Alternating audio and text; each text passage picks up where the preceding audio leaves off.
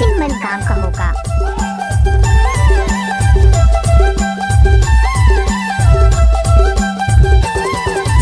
बारी के तीर महे करवनार बेला आज मोर डीजे सचिन जोगी लुधिया वाले।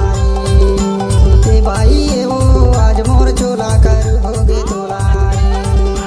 बारी के तीर महे करवनार बेला आज मोर चोला कर होगे तोला। ये दाऊ ये रे आज मोर चोला कर होगे तोला। आज मोर चोला कर होगे तोला। आज मोर चोला कर होगे तोला।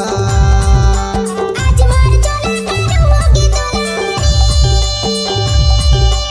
आज मोर चोला कर होगे तोला। बारी के तीर महे करवनार बेला आज मोर चोला कर होगे तोला।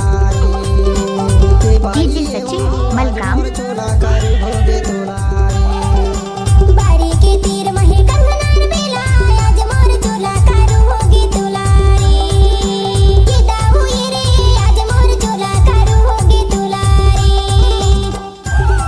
Oh yeah.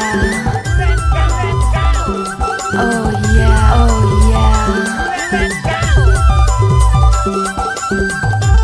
डीजे सचिन जोगी लुधिया वाले।